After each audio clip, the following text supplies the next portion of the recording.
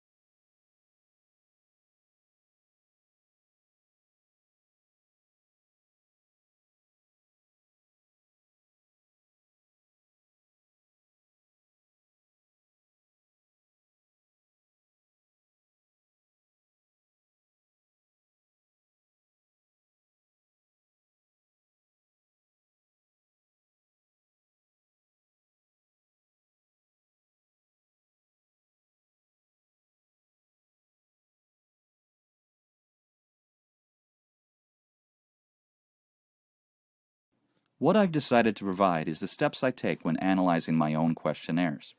However, before I begin, it would be useful to remind you of a few terms we use when taking questionnaires.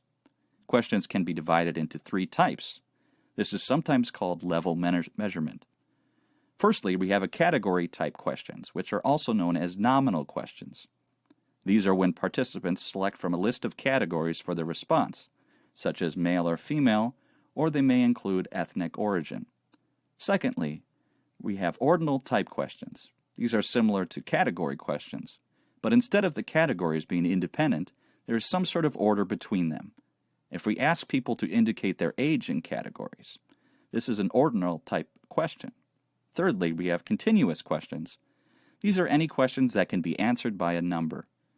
It could be an open-ended question asking participants to tell you how many times they attended lectures or how often they used a VLE, or it could involve asking them to rate the importance of intensity of some experience.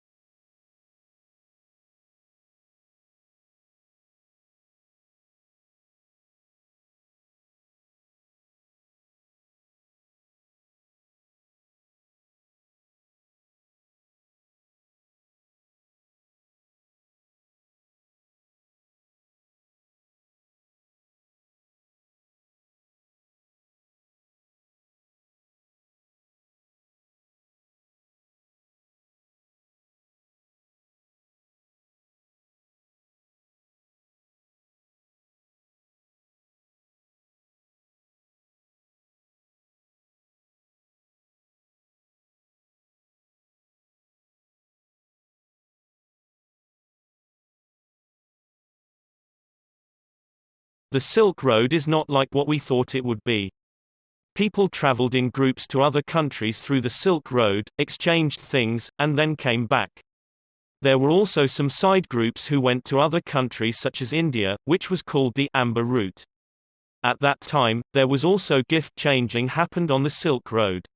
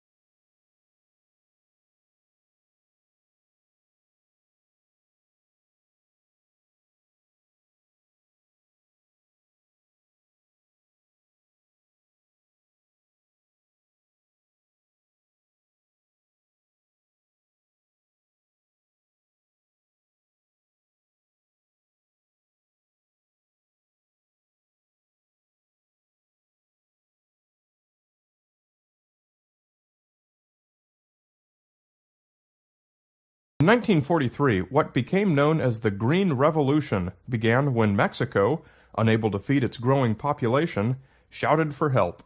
Within a few years, the Ford and Rockefeller Foundations founded the International Rice Research Institute in Asia, and by 1962, a new strain of rice called IR8 was feeding people all over the world. IR8 was the first really big modified crop to make a real impact on world hunger.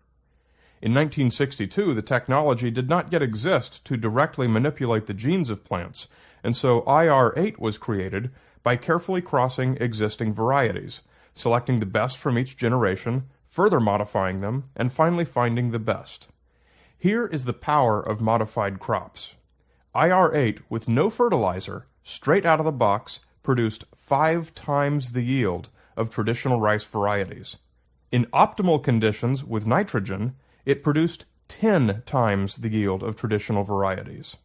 By 1980, IR36 resisted pests and grew fast enough to allow 2 crops a year instead of just 1, doubling the yield. And by 1990, using more advanced genetic manipulation techniques, IR72 was outperforming even IR36.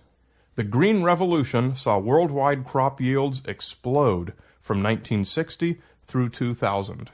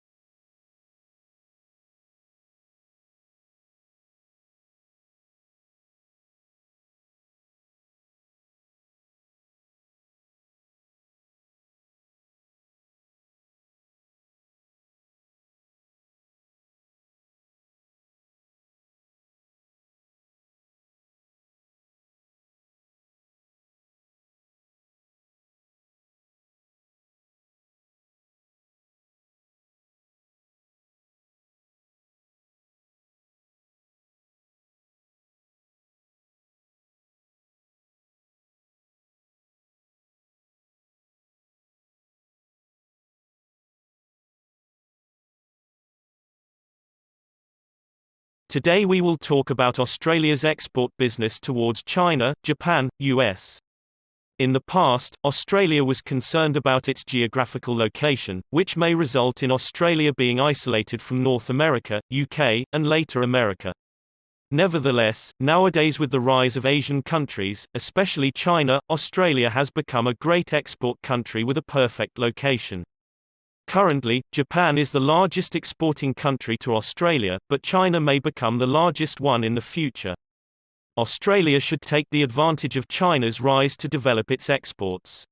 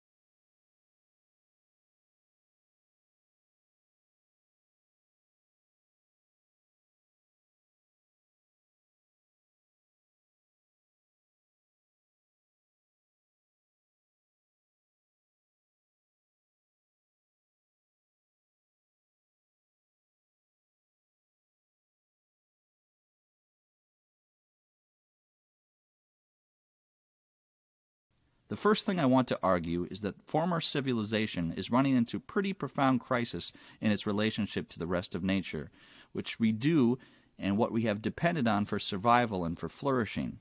And this is the most widely and well-recognized relation to climate change, CO2 emissions, greenhouse gas emissions.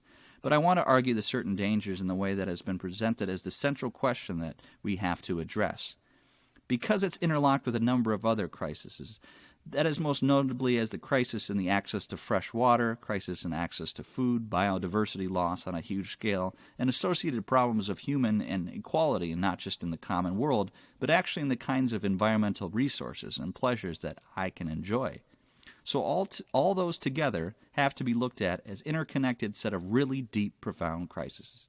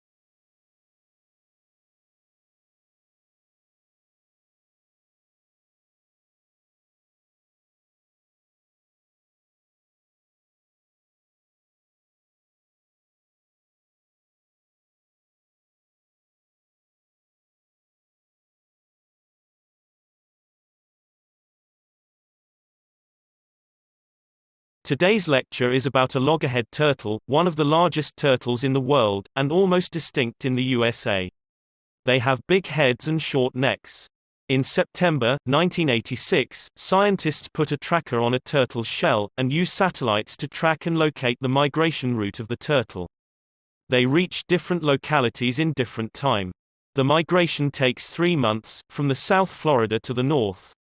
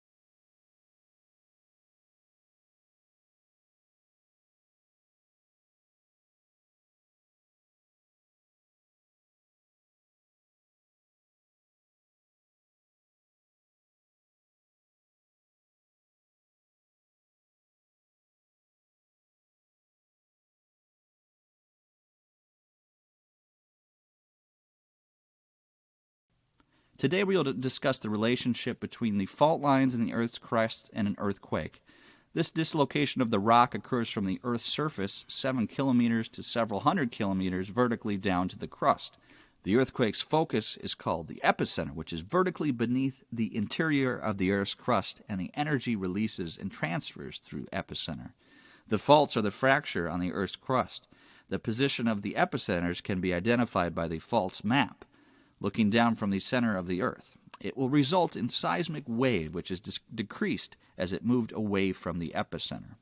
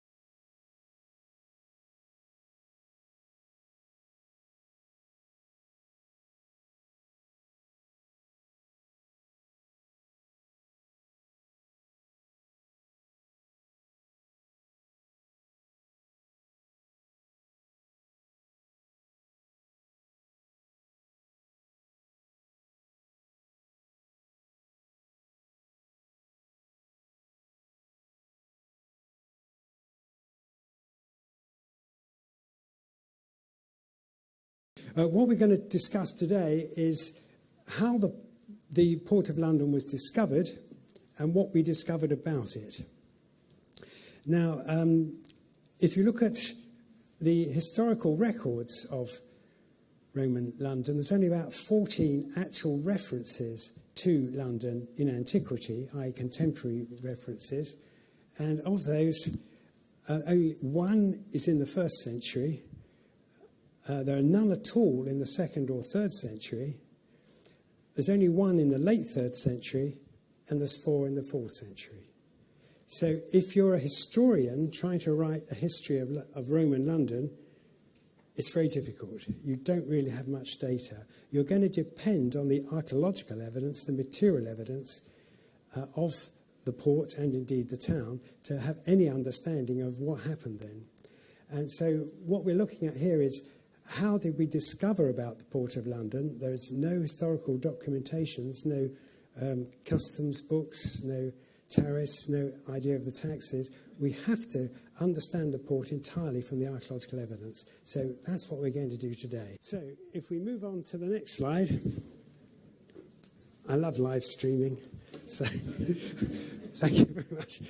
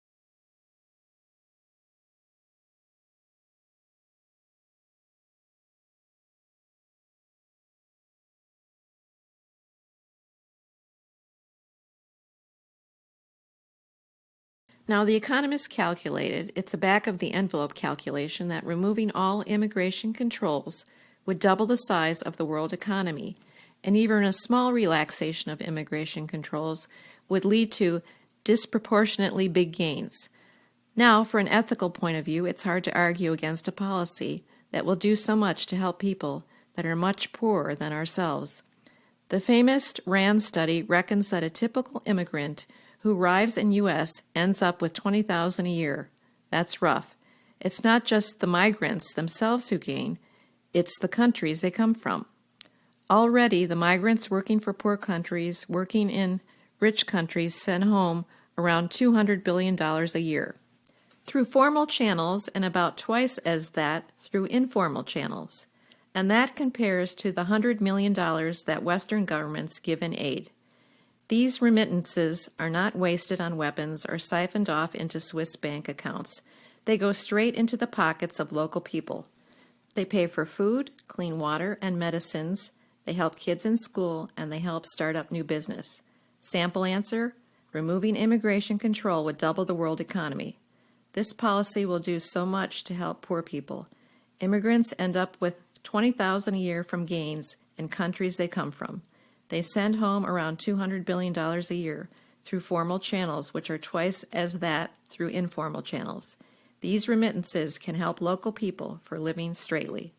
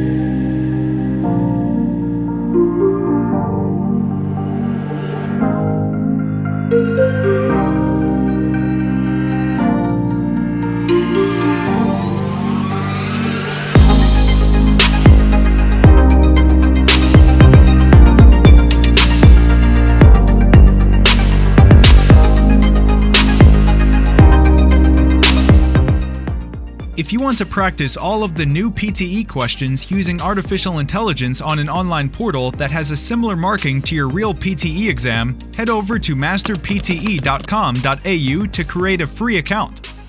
Here, you can practice all 4 sections separately and receive instant feedback for all of your speaking, writing, reading, and listening. You can also view and compare your answers with others who have already succeeded in achieving a high score. Download 9090 Band's template for speaking, writing, and listening. Take mock test, receive instant result, overall feedback, and in-depth analysis which helps you pinpoint exactly where you lose points.